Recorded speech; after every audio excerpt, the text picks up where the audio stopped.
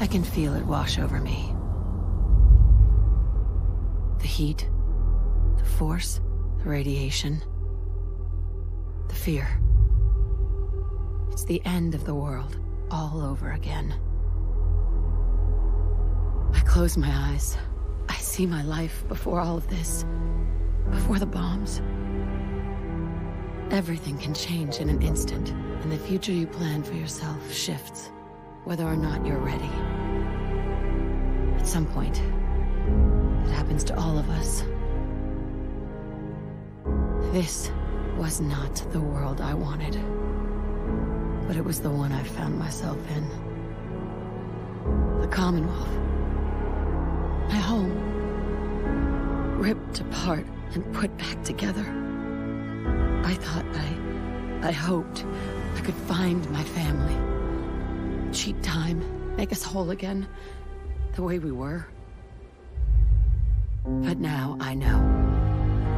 I know I can't go back. I know the world has changed. The road ahead will be hard. This time I'm ready. Because I know war. War never changes.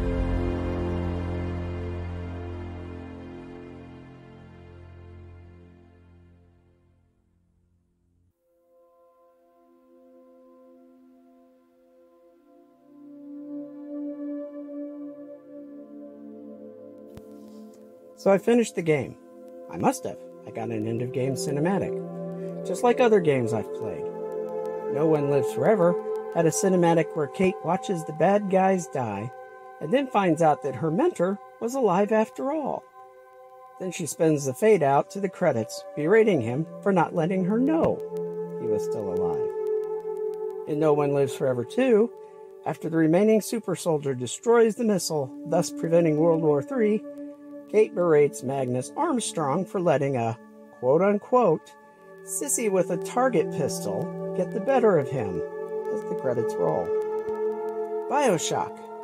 You either see the good ending, the bad ending with a sad voiceover, or the bad ending with an angry voiceover. BioShock 2, you get one of a dozen or so different ending combinations before the credits roll. Minerva's Den, you see Fort Porter finally say goodbye to his wife. Then, you guessed it, the titles roll. Full Throttle, you witness Malcolm Corley's funeral.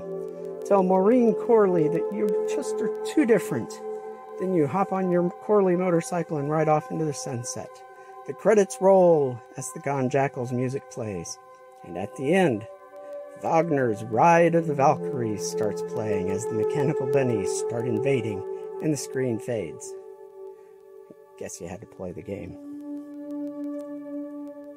BioShock Infinite sees you with a group of your daughters from different realities, and they all drown you in hopes of ending the vicious cycle that is Zachary Comstock. You die, then the credits roll, and you awaken. Back at your desk, you walk over and open the door to the bedroom and ask, Anna? Giving you, the player, the hope that in at least one universe, Booker DeWitt and his daughter Anna live a peaceful and quiet life. In the Burial at Sea follow-up, you see Elizabeth on the floor, eyes dead, as a poor little girl cries. Maybe little Sally will live a happy life, maybe not. You don't know, because after the credits, all you see is the jet plane crashing into Rapture, signaling the start of the original game. For what it's worth, this is my biggest gripe with Burial at Sea.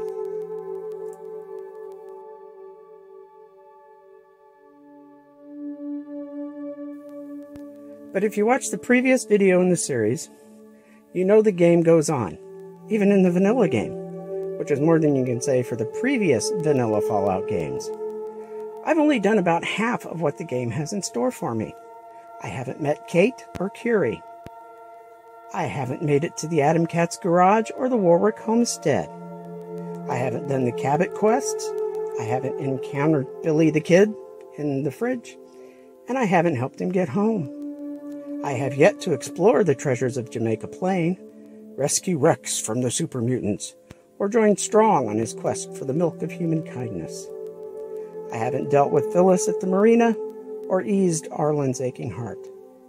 Then there's the infamous Pickman and his gallery, Wilson Atomatoys, General Atomics and the Galleria, and that mysterious Coventry settlement. And I've only scratched the surface of the DLCs. I visited Far Harbor and started working there, but still have a lot to do before peace can come to the island.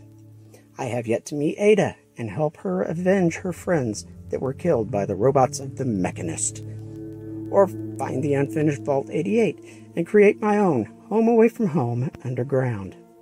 And finally, I need to find my way to Nuka World and free them from the raider gangs that are oppressing the people who live there and in the Bradburton area.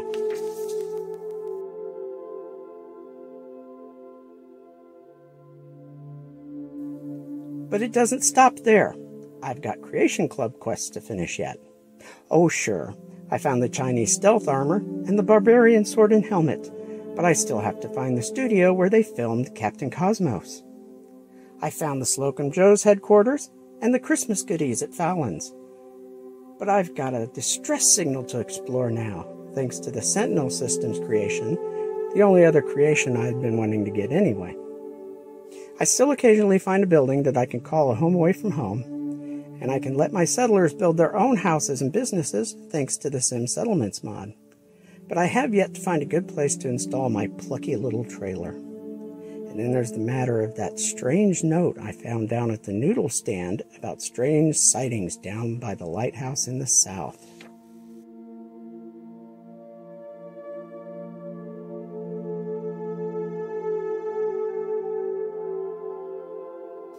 Speaking of more mods, since the Institute has been destroyed, I'm thinking there's probably a lot of orphan kids running around, so I think it's time to add the Orphans of the Commonwealth mod, along with a few compatible furniture mods to go with it. And once I start in seriously with the settlement building, there are some new settlement mods I'd like to add. Fairline Hills is one I've used before that works pretty well, and I might try the one for Fiddler's Green Trailer Park. There are some other ones that seem interesting, but given the stability problems I've had so far, it might be too much to add, so we'll see. Anyway, I have to settle things in Far Harbor or Nuka World, track down the Mechanist and get that taken care of, and start making my own vault. After that, I think this channel is mostly going to morph into a settlement building extravaganza channel, which I know will bore some people. So I'll have to do some walking in the wasteland videos to break up the monotony. For chuckles and giggles, I'll post the end cinematic and credits roll in its entirety without this annoying narration in a separate video. And I'll see you all back in the wasteland, where I'll be sure to stay away from Deathclaws.